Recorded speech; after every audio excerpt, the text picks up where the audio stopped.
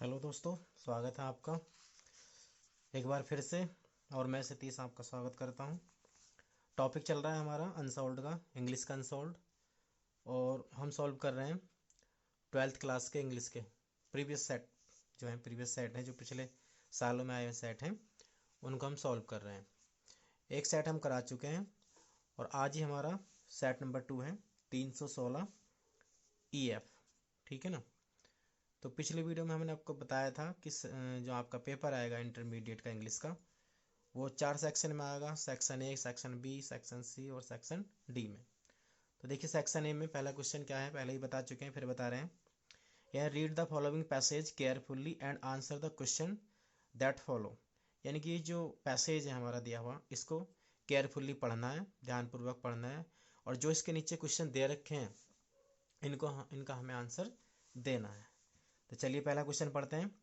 पहला क्वेश्चन है, what is the real ornament of women. Ornament कहते हैं आभूषण या गहना। औरत का या स्त्री का एक वास्तविक गहना क्या होता है। ठीक है ना दोस्तों, इसका अर्थ है औरत का एक वास्तविक गहना क्या होता है। तो औरत का वास्तविक गहना देखिए पैसेज में कहीं ना कहीं इसका आंसर होगा, और ये शुरू से और यहाँ तक इसका आंसर है। आराम से आप यहाँ से इसका आंसर पहले क्वेश्चन का लिख सकते हैं। ठीक है ना। दूसरा क्वेश्चन है, what thing has been called a sacrifice by the Bhagavad Gita. Bhagavad Gita के द्वारा वो क्या चीज़ है जिसको बलिदान कहा गया है। भगवत गीता के द्वारा वो कौन सी चीज़ है जिसको बलिदान का रूप कहा गया है। तो देखिए इस क्वेश्चन का आंसर भी आप यहाँ से यहाँ तक लिख सकते हैं। इसी पैसेज में से आप छांट के इसको लिख सकते हैं। ठीक है ना। फिर है question number 3, what is considered to be a greater sacrifice. किसे माना जाता है एक अधिक बड़ा त्याग या बलिदान। एक अधिक बड़ा त्याग या बलिदान किसको माना जाता है। तो यहाँ भी इस तीसरे क्वेश्चन का आंसर यहीं लिखा हुआ है, इसी के आगे दूसरे क्वेश्चन के आंसर के आगे। तो यहाँ से आप एंड यहाँ तक इसका आंसर लिख सकते हैं। ठीक है ना। फिर है, where does the real ornament lie. कहाँ जो वास्तविक आभूषण होता है वो कहाँ स्थित होता है। जो सच्चा आभूषण होता है वो कहाँ पे स्थित होता है। तो देखिए दोस्तों, ये इस चौथे क्वेश्चन का आंसर डी क्वेश्चन का आंसर भी इसी के आगे लिखा हुआ है यहाँ से, और आप लास्ट तक लिख सकते हैं। ठीक है ना।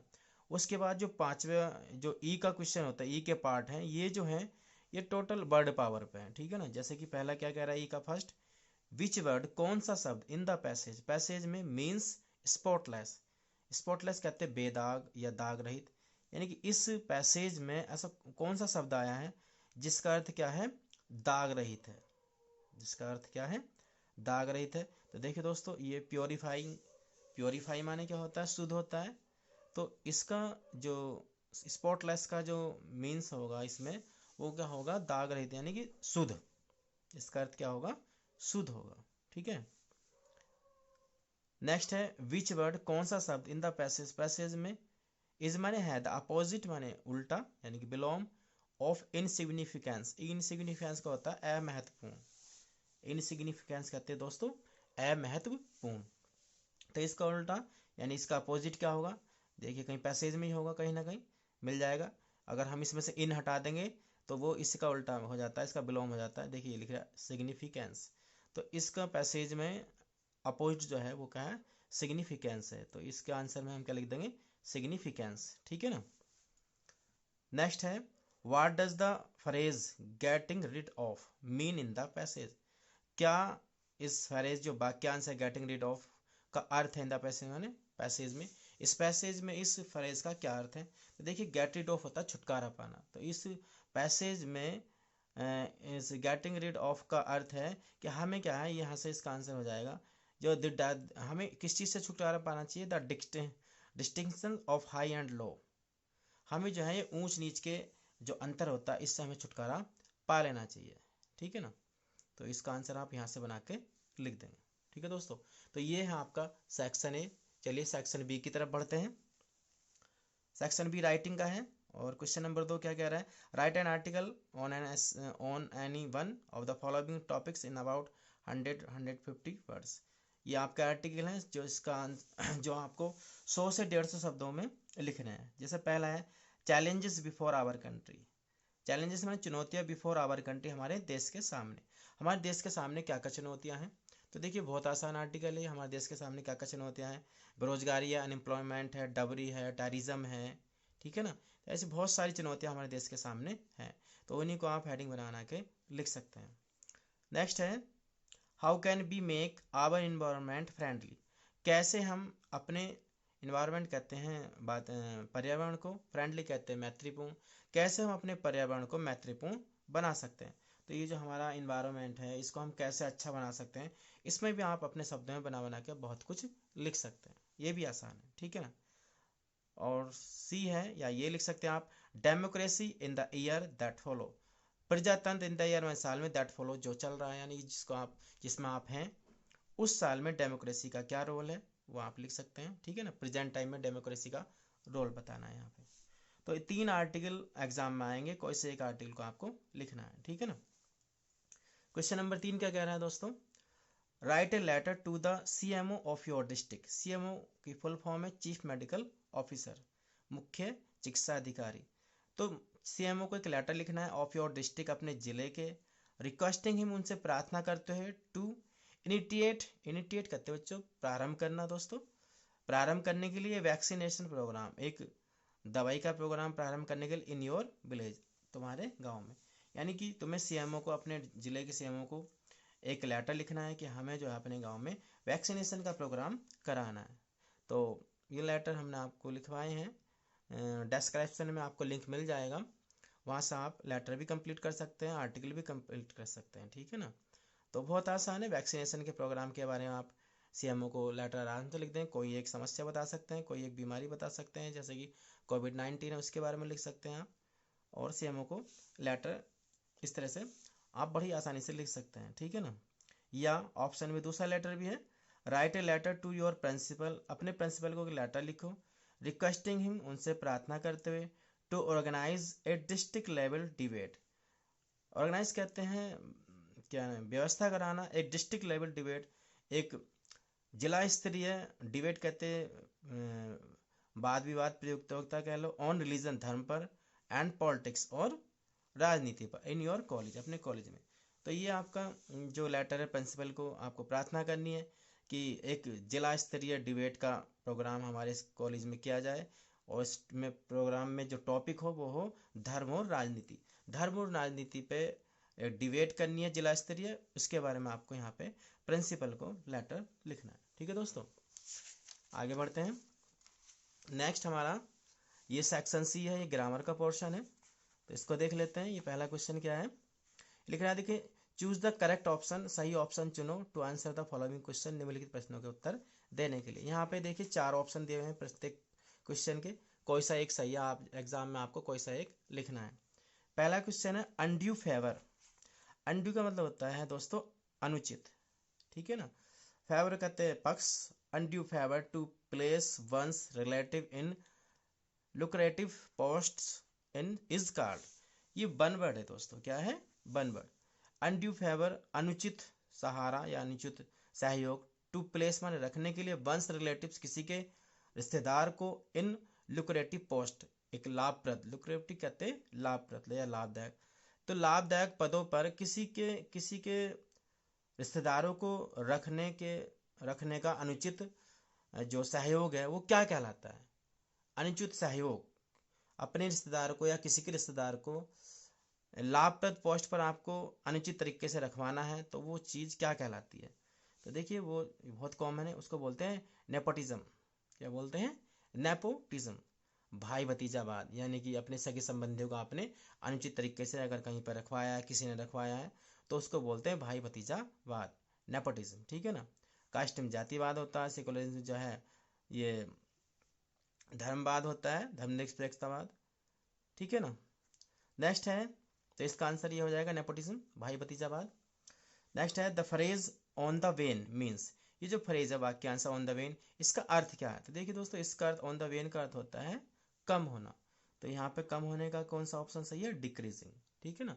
तो डिक्रीजिंग माने क्या होता है? कम होना। कहते हैं इंक्रीजिंग माने तो बढ़ना होता है, डबलिंग माने विकास करना होता है, ठीक है ना। द सिनोनियम्स ऑफ डेस्पाइस, डेस्पाइस का हमें सिनोनियम देना है, पर्यायवाची देना है। तो डेस्पाइस मान होता है घृणा करना, नफरत करना, तो इसका हो जाएगा हेट। ठीक है। नेक्स्ट है Rohit has gone before his father कम। देखिए दोस्तों ये मिसप्रिंट है, यहाँ पर ये लिख तो रखा है इन्होंने which word in the above sentence, कौन सा शब्द ऊपर के सेंटेंस में इज एन एरर, एक गलती है। तो देखिए यहाँ पे कमी दो जगह है, हैज का हैड होना है और कम का केम होना है, और ये पास्ट परफेक्ट की कंडीशन बन जाएगी। ठीक है ना दोस्तों। तो यहाँ पे ये जो अनसोल्ड है इसकी कमी है, या पेपर वालों की कमी है, यहाँ पे दो जगह एरर है, एक तो कम का केम होना है और हैज का हैड होना है, तब जाके ये पास्ट परफेक्ट की कंडीशन बन जाएगी। ठीक है ना दोस्तों। नेक्स्ट है द एंटोनियम ऑफ सेवरर। तो सेवरर का एंटोनियम हमें देना है। देखिए सेवरर मान होता है कठोर, क्या होता है कठोर, तो कठोर का एंटोनियम क्या होगा, मुलायम होगा। अब मुलायम की इसमें स्पेलिंग है मिल्ड, क्या है मिल्ड। ठीक है। तो इसका जो एंटोनियम होगा सेवरर का वो क्या होगा, मिल्ड होगा। ठीक है दोस्तों। नेक्स्ट आगे बढ़ते हैं। ये है change any one, question number 5 का A, change any one of the following into indirect narration. ये आपकी डायरेक्ट है, नरेशन है यहाँ पे। एग्जाम में कोई सी एक करनी है, अभी हम सारी करेंगे। ठीक है ना। तो चलिए पहली करके देखते हैं। पहला है ये हमारा मोहित सेड टू रीता।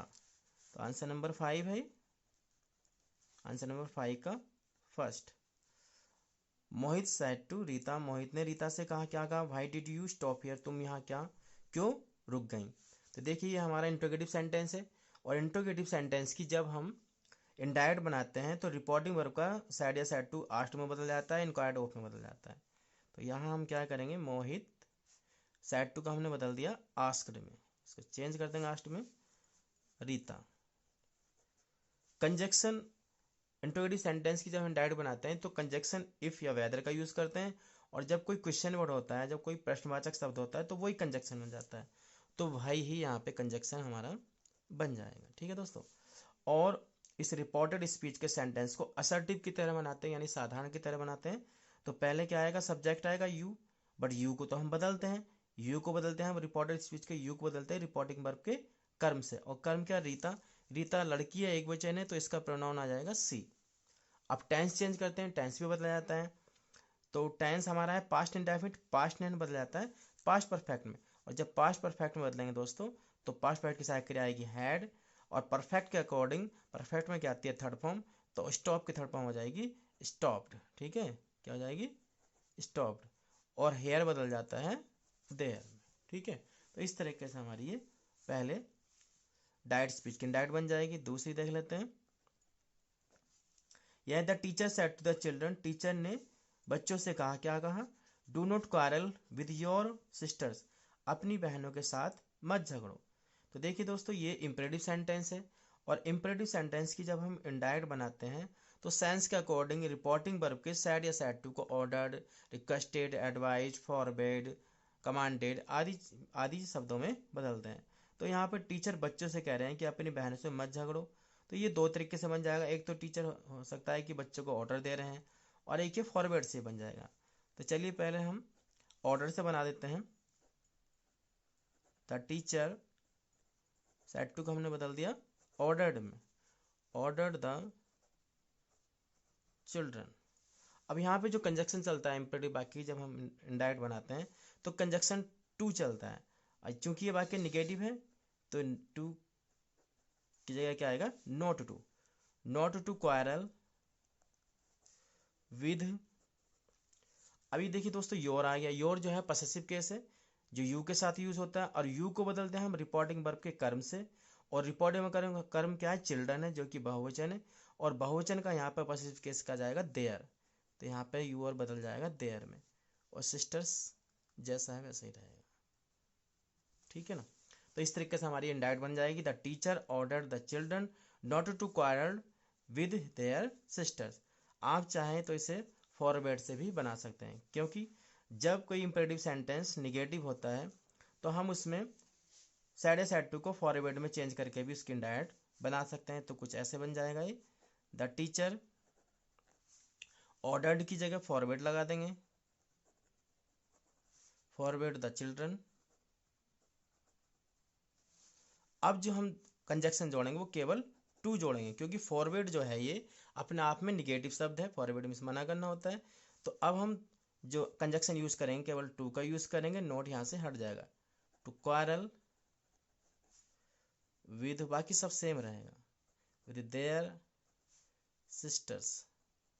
राइटिंग थोड़ी रफ है भाई, ठीक है ना, बट समझ में आ जाएगी। तो या आप ऐसे बना दीजिए या ऐसे, दोनों तरीके से ठीक है। अगले क्वेश्चन की तरफ बढ़ते हैं। क्वेश्चन नंबर 5 का बी है, combine any one of the following as directed. किसी एक को हमें जोड़ना है एग्जाम में, अभी हम दोनों जोड़ेंगे। पहला है द थीफ वाज पनिश्ड, चोर को सजा दी गई। द थीफ वाज फाइंड, चोर पर जुर्माना लगाया गया। बनाना क्या है हमें, कंपाउंड। तो ये बी के फर्स्ट में हमें कंपाउंड बनाना है। तो कंपाउंड बनाने के लिए देखिए, चोर को सजा दी गई और जुर्माना लगाया गया। तो आप यहाँ पे जब कंपाउंड बनाएंगे तो इसको नॉट ओनली बट आल्सो के कंजक्शन से बना सकते हैं आप। The thief was not only punished but also find. इस तरीके से आप इसको बना सकते हैं, ठीक है ना। या आप ऐसे बना सकते हैं कि द थीप, कई सारे तरीके हैं इसके। The thief was both, the thief was both punished and fined। इस तरीके से भी आप इसको बना सकते हैं, ठीक है ना दोस्तों। चलिए आगे देखते हैं। आगे है when does the train arrive, train कब आती है। I don't know the time, मैं समय नहीं जानता हूँ। कम्प्लेक्स सेंटेंस बनाना है दोस्तों हमें, तो चलिए इसका कम्प्लेक्स बना देते हैं। तो सेकंड में हमें बनाना है कम्प्लेक्स। एग्जाम में आपको कोई सा एक करना, अभी हम दोनों करके बता रहे हैं आपको। तो देखिए, जब हम कम्प्लेक्स बनाते हैं और कोई डब्ल्यू के परिवार का, डब्ल्यू की फैमिली का कोई कंजक्शन होता है, तो कम्प्लेक्स बनाते समय क्या होता है, वही जो डब्ल्यू के परिवार का, डब्ल्यू की फैमिली का जो क्वेश्चन वर्ड होता है वही हमारा कंजक्शन बन जाता है, ठीक है ना। तो यहाँ पे जो हमारा ये कम्प्लेक्स बनेगा, ये दूसरा सेंटेंस शुरू में लिख लेंगे, आई do not no, I do not no. Time हट जाएगा, द टाइम, टाइम के लिए कंजक्शन वहन आता है, वहन से टाइम पर कट होता है, तो जो टाइम जो है वहन में इंक्लूड हो जाएगा। तो I do not know when the train, when the train, come में फिर क्या जुड़, सॉरी कम नहीं, अराइव, अराइव में क्या जुड़ जाएगा, एस। आई डोंट नो, मैं नहीं जानता हूँ, वहन द ट्रेन अराइव्स, ठीक है। सही से लिख देता हूँ यहाँ पे, तो ये बन जाएगा आई डू नॉट नो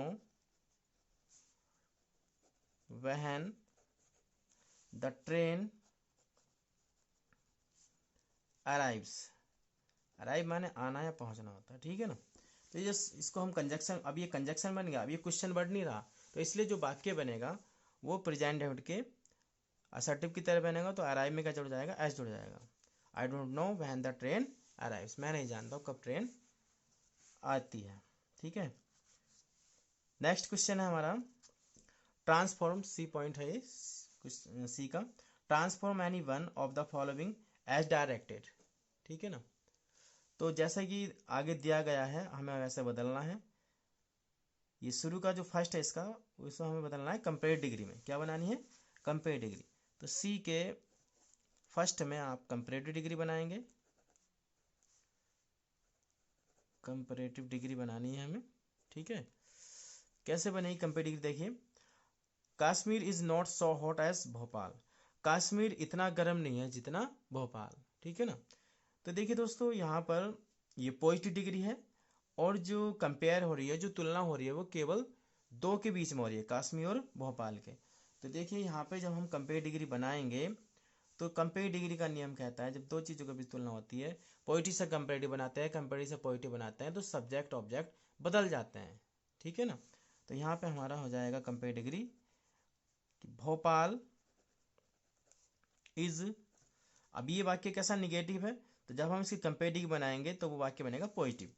ठीक है, भोपाल इज हॉट की कंपेटिव लगा देंगे हॉटर, भोपाल इज हॉटर, और कंपेटिव का कंजक्शन होता है than, Bhopal is hotter than, किससे हॉट है, देन कश्मीर, देन कश्मीर आ जाएगा।